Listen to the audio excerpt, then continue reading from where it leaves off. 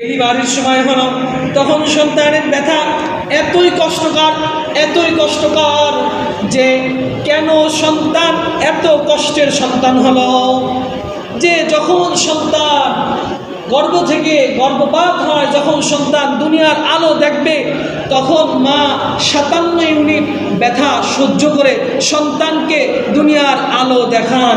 বলেন না সুবহানাল্লাহ। এরপর মার আচরণ দেখেন কি জন্য। সর্বপ্রথম যে হাদিসটা বলেছিলাম, রাসূল সাল্লাল্লাহু আলাইহি সাল্লামের কাছে সাহাবী এসে শুনলো, ওগো আল্লাহর রাসূল, কেন বারবার মার কথা বলেন, কেন বারবার 3 বার শুনলাম, 3 বারই কেন মায়ের কথা বললেন, পরবর্তী গিয়ে কেন বাবার কথা বললেন? সেই ব্যাখ্যা এখানে বলা হয়েছে, মা 3 ক্ষেত্রে কষ্ট সহ্য করে। 1 নম্বর ব্যাখ্যা, হামালাতুহু কুরহা হামালাতুহু উম্মুহু কুরহা ওয়া ওয়াযাআতুহু কুরহা, যে তোমার মা হামালাতুহু তোমাকে গর্ভধারণ করে, এটা অত্যন্ত কষ্টের বিষয়। কারণ যদি কাউকে বলা হয় তুমি 2-3 মাসের জন্য অথবা 2-3 দিনের জন্য একটা তরমুজ তোমার হাতে নিয়ে বয়ে বেড়াও, কখনো রাখবে না, তখন আপনি বুঝবেন যে মা কিভাবে সন্তানকে গর্ভের ভিতরে রাখে, তখন আপনার ওটা বুঝে আসবে, এর আগে কখনো বুঝবেন না। 1 নম্বর ব্যাখ্যা আল্লাহ তাআলা বলেন, হামালাতহু উম্মুহু কুরহা ওয়া ওয়াযাআতুহু কুরহা, যে হামালাতহু উম্মুহু কুরহা, যে এখানে মার প্রথম কষ্ট সেটা হলো সে গর্ভধারণ করে। ব্যাখ্যা কি জন্য মাকে 3টা মর্যাদা দিল, তার 1 নম্বর ব্যাখ্যায় আল্লাহ তাআলা এটা বললেন যে হামালাতহু উম্মুহু কুরহা, তার মা তাকে গর্ভধারণ করে। 2 নম্বর ব্যাখ্যায় বলেন ওয়া ওয়াযাআতুহু কুরহা, যে তার মা তাকে যখন গর্ভপাত করে দুনিয়ার আলো দেখায়, তখন এমন কষ্ট সহ্য করে যে মানুষ সেই কষ্ট সহ্য করা সাধ্যের বাইরে হয়ে যায়, তারপরও মা সেই কষ্টটাকে সহ্য করে। বলেন না সুবহানাল্লাহ। কেননা মানুষ তো সহ্য ক্ষমতা রাখে 45 ইউনিট, 45 ইউনিট ব্যথা সহ্যের ক্ষমতা রাখে, কিন্তু মানুষ তো 57 ইউনিট ব্যথা সহ্যের ক্ষমতা রাখে না। কিন্তু মা সেটা সহ্য করার পরেও মা জানে হয়তো আমার ডেলিভারির সময় আমার মৃত্যু হতে পারে, তারপরেও মৃত্যুর খবর রেখেও যে নিজের মৃত্যু হবে এই চিন্তা করেও নিজের সন্তানকে দুনিয়ার আলো দেখানোর জন্য মা কিঞ্চিত পরিমাণ দ্বিধাদ্বন্দ্ব করে নাই, নিজের জীবনকে বাজি রেখে মা সন্তানকে দুনিয়ার আলো দেখালো। কি জন্য মাকে 3টা মর্যাদা দিলেন?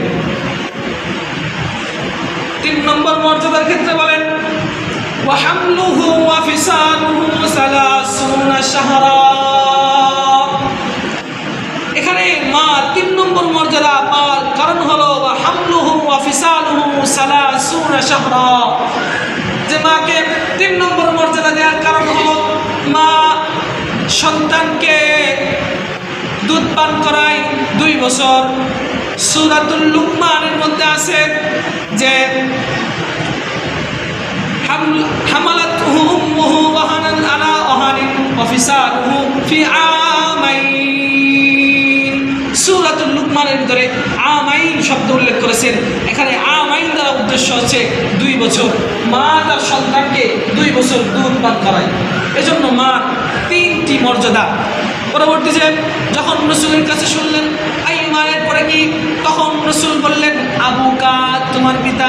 3টে ব্যাখ্যার পরে যখন পরবর্তী ধাপে রাসূলের কাছে শোনা হলো ও রাসূলুল্লাহ, এরপরে আমি কাকে মর্যাদা করব, কাকে স্নেহ করব, তখন রাসূল বললেন তোমার পিতা।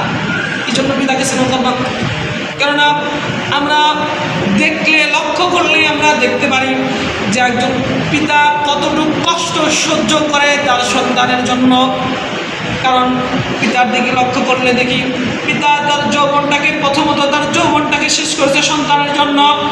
দ্বিতীয়ত আমরা লক্ষ্য করলে দেখি ওই মানুষের খেতে কামলা দিয়ে, ওই মানুষের রিস্কা চালিয়ে, ওই মানুষের খেতে কামলা দিয়ে যা উপার্জন করে সব উপার্জন সন্তানের জন্য পিতা বরাদ্দ করে। সন্তানের বয়স যখন 2 বছর, তখন তো মা তাকে দুধ পান করিয়েছে। সন্তানের বয়স যখন 3 বছর, তখন তো তার তো চলার জন্য কিছু সামান লাগবে, তার তো চলার জন্য যখন তাকে কোনো প্রতিষ্ঠানে ভর্তি করবে, সেক্ষেত্রেও তো তার কিছু টাকা পয়সার প্রয়োজন আছে। এই প্রয়োজনটা পূরণ করলো কে? চতুর্থ নম্বরে দেখা যায় এই প্রয়োজনটা পূরণ করলো তার পিতা। এই জন্য তো আল্লাহ তাআলা সূরাতুল ইসরাঈলের মধ্যে বলেন, সূরাতুল বনি ইসরাঈলের মধ্যে বলেন, ওয়াকাদা রাব্বুকা আল্লা তা'বুদু ইল্লা ইয়াহু ওয়া বিল ওয়ালিদাইনি ইহসানা। যে তোমরা আল্লাহ তাআলার ইবাদত করো, আল্লাহ তাআলা ছাড়া কেউ নাই। পরবর্তী বলেন ওয়া বিল ওয়ালিদাইনি ইহসানা, যে তোমরা কি করো? মাতা পিতার প্রতি দয়া করো। কি জন্য মাতা পিতার প্রতি দয়া করবা? সেক্ষেত্রে ব্যাখ্যায় ওখানে বলা হলো যে মার হক তিনটা, বাবার হক একটা, আর মার হক তিনটার ক্ষেত্রে এখানে ব্যাখ্যা হলো সূরাতুল আহকাফের ভিতরে বলে দেওয়া হয়েছে। কেননা মা তিনটা কষ্ট সহ্য করার পর সন্তান তখন তার নিজের পায়ে দাঁড়ানো শেখে, অর্থাৎ হাঁটা শেখে। যখন সন্তান নিজের পায়ে দাঁড়ানো শিখল তখন হাঁটা শেখায়, ছোট ছোট আঙ্গুলটা ধরে হাঁটা শেখায় পিতা। কেননা যখন দেখবেন সন্তানের বয়স 3 বছর, 4 বছর, 5 বছর, সন্তান 5 বছর 7 বছর বয়সে যখন সন্তান পা দেয়, পদার্পণ করে, তখন দেখবেন সন্তানকে কিন্তু পিতাই নিয়ে আসে। এখানে দেখলেও দেখবেন যে মসজিদে যখন নিয়ে আসছে, বাবাই কিন্তু সন্তানের হাতটা ধরে মসজিদে নিয়ে আসছে। এজন্য বাবার মর্যাদার ক্ষেত্রে বললেন যে বাবা 4th নম্বরে কেন বাবা নিজের জীবনকে বিসর্জন দিয়েছে সন্তানের ক্ষেত্রে, নিজের জীবনকে বিসর্জন দেওয়ার পরে এখন দেখেন না সন্তানের আচরণটা কি বাবার ক্ষেত্রে, সন্তানের আচরণ কি বাবার ক্ষেত্রে। লক্ষ্য করলে দেখা যায় যখন সন্তানকে এইভাবে মা বাবা দুজনে কষ্ট করে মানুষ করেন, তাকে বয়সে 30 বছর অথবা 20 বছর বয়সে তাকে পদার্পণ করালো, সে নিজের বুঝা বুঝলো, তখন সে বললো কি জানেন? বললো বাবা এখন তোমার আমার কোনো প্রয়োজন নাই, এখন আমার বাবার আমার কোনো প্রয়োজন লাগে না, আমি নিজে চলতে পারি, আমি নিজে ইনকাম শিখেছি, আমি নিজে এখন আমার অর্ধসঙ্গিনী আমার স্ত্রী নিয়ে এখন আমি নিজে সুখে আছি। আল্লাহ তাআলা পরবর্তী আয়াতে বলেন ইম্মা ইয়াবলুগান্না ইনদাকাল কিবারা আহাদুহুমা আও কিলাহুমা ফালা তাকুল লাহুমা উফফিন ওয়া লা তানহারহুমা ওয়া কুল লাহুমা কাওলান কারীমা। সন্তান যে তার মা বাবাকে কষ্ট দিবে, বড় হয়ে নিজে যখন তার বাবার মায়ের পরিশ্রম ভুলে যাবে, সেজন্য আল্লাহ তাআলা সূরাতুল বনি ইসরাঈলের মধ্যে বলেছেন তোমাদের মা বাবার যখন তোমাদের মা যখন বৃদ্ধা হবে, তোমাদের বাবা যখন বৃদ্ধা হবে, তখন তোমরা মা বাবার সাথে খারাপ ব্যবহার করো না। ইম্মা ইয়াবলুগান্না ইনদাকাল কিবার আহাদুহুমা আও কিলাহুমা, যখন তোমার মার মধ্যে তোমার মা বাবার মধ্যে একজন, তোমার মা বৃদ্ধ হবে, তোমার বাবা বৃদ্ধ হবে, তখন তাদের সাথে খারাপ ব্যবহার করো না। ফালা তাকুল লাহুমা উফ, ফালা তাকুল লাহুমা উফ। দেখেন বাংলার মধ্যে এখানে বোঝা হয়েছে উফ। আমরা যখন বলি যে আমাদের বাবার বয়স যখন অনেক বেশি হয়, দেখেন মানুষ যখন মুরব্বী হয় 60-65 বছর যখন মানুষের বয়স পার হয়ে যায়, তখন মানুষ কিন্তু ছোট বাচ্চাদের মতো হয়ে যায়। তখন আমাদের আচরণটা কেমন হয় জানেন? বাবা যদি একটু বিরক্ত করে, ইস বাবা তুমি এমন করতেছো কেন, বাবা বুঝে না, সমাজ বুঝে না। বাবা যদি সমাজ না বুঝতো তাহলে তখন তোমাকে বাবা রোজগার করে না খাইয়ে তোমাকে মেরে ফেলতো, সমাজ বুঝতো। তখনকার কথা কি তুমি ভুলে গেছো? আমাদের জাতির অবস্থা কি জানেন? আমরা শুধু ভুলে যাই যে বাবার অবদানটা কি, মায়ের অবদানটা কি।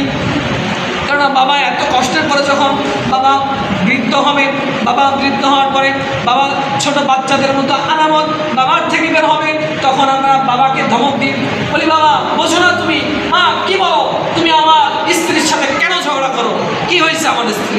এটা আমরা বুঝি যে আমার স্ত্রী তো পেয়ে গেছে, এখন আমার দুনিয়ায় কাউকে লাগবে না।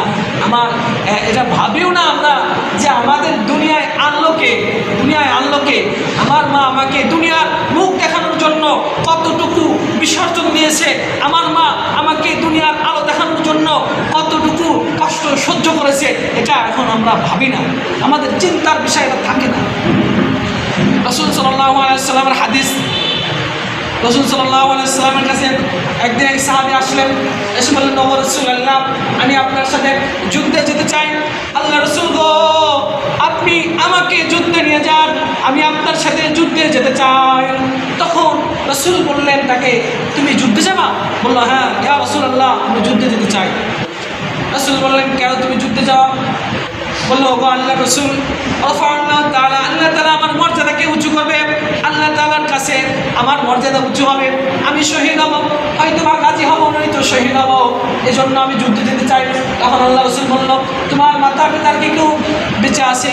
তখন বললো, জি ইয়া রাসূলুল্লাহ, হ্যাঁ বেঁচে আছে, আমার মাতা পিতা বেঁচে আছে। তখন বলল, তোমার জিহাদে যাওয়া লাগবে না, তুমি মাতা পিতার খেদমত করো, আল্লাহ তাআলা তোমাকে জিহাদের সওয়াব দিয়ে দিবে। সুবহানাল্লাহ, সুবহানাল্লাহ, অনেক আস্তে হয়ে যাচ্ছে। আল্লাহ তাআলা জিহাদের সওয়াব দিয়ে দিবে মাতা পিতার খেদমত করলে।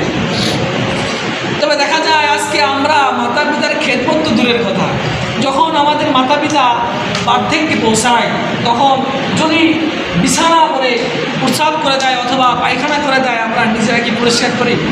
তখনই না, ঠিক দুর্গন্ধ বেরোচ্ছে, কী জন্য মাকে যে আমার টাইসের ঘরে উঠালাম, এটা আমার ঘরটা নষ্ট হয়ে গেছে, আমি কী জন্য আমার মাকে আমার টাইসের ঘরে উঠালাম, ঘরটা নষ্ট হয়ে গেছে। কিন্তু লক্ষ্য করলে দেখা যায়, যখন আপনি ছোট ছিলাম, আমার বয়স যখন 1 মাস 2 মাস ছিলাম, তখন আমি যখন আমার মায়ের ডান পাশে ছিলাম, যখন আমি ইস্তেঞ্জা করে দিয়েছি, যখন আমি প্রস্রাব করেছি, যখন আমি পায়খানা করেছি, তখন আমার মা আমাকে কিন্তু ফেলাই দেয় নাই, ঘৃণা করে নাই। তখন আমার মা ডান পাশে থেকে উঠায় আমাকে বাম পাশে রাখছে। তখন আমার মা আমাকে ডান পাশে দিকে উঠায় বাম পাশে রাখছে। আমার মা বাম পাশে রাখার পরে আমি যখন বাম পাশে নষ্ট করে দিছি, আমার মা হাসি দিয়ে আমাকে বুকের পর রাখছে, আর নিজে ওই প্রস্রাব পায়খানার পর নিজের শরীরটাকে বিছায়া দিয়া আমাকে সেখানে তার বুকের পরে রাখছে এবং বলছে হাসি দিয়ে, মিষ্টি হাসি দিয়ে বলছে, মুস্কি হাসি দিয়ে বলতেছে যে, আয় বাবা, তুমি 2 পাশটায় নষ্ট করলে, এখন বুকে রাখলাম, তুমি বুকেও নষ্ট করে দিলাম। তখন তো মা আমাকে চালু করে ফেলাই দেয় নাই, দিছে নাকি? কেন আজকে যখন আমার মা বৃদ্ধ হলো, আমার বাবা বৃদ্ধ হলো, যখন বার্ধক্যে পৌঁছালো, তখন আমাদের থেকে এমন আচরণটা আসে কেন? আমরা লক্ষ্য করলে দেখি, আল্লাহ তাআলা বলেন যে কিছু সন্তান আছে যারা বলে আমাদের মা আমাদের বাবারা মডার্ন যুগ বোঝে না, আমরা তো এখন মডার্ন যুগে পা দিয়েছি, পদার্পণ করেছি, আমাদের মা বাবা মডার্ন যুগ বোঝে না, আমরা তো এখন বর্তমানে যে যুগে এসেছি এটা হলো স্মার্ট যুগ, এই যুগ তো মা বাবা বোঝে না, তাহলে মা বাবার সাথে আমরা চলতে পারবো না। এজন্য বলে যে, যেহেতু আল্লাহ তাআলা বলেছে ফালা তাকুল্লাহুমা উফি ওয়ালা তানহারহুমা, তোমরা মাতা পিতাকে উফ শব্দ এরমটা উচ্চারণ করো না এবং মাতা পিতাকে তোমরা ধমক দিও না। কিছু মানুষ বলেছে, তাহলে যেহেতু মাতা পিতাকে আমরা কথা বললে আমাদের মুখ দিয়ে জোরে আওয়াজ বেরোয়, আমরা মাতা পিতার সাথে কথা বললে জোরে বলে ফেলি, তাহলে আমরা মাতা পিতার সাথে কথাই বলবো না, এমনটা। এজন্য আল্লাহ তাআলা পরে বলেন ওয়া কুল্লাহুমা কাওলান কারীমা, যদি কোনো সন্তান বলে যে মাতা পিতার সাথে কথা বললে আমি আস্তে কথা বলতে পারি না, সেজন্য আমি মাতা পিতার সাথে কথা বলি না, এটা হবে না। বলতে হবে ওয়া কুল্লাহুমা কাওলান কারীমা, তোমার মাতা তোমার পিতার সাথে তোমার সম্মানজনক কথা বলতে হবে। কেননা আল্লাহ তাআলা এটা আমাদের জন্য, আমাদেরকে আদেশ করেছেন মাতা পিতার সাথে সুন্দরভাবে আচরণ করার জন্য।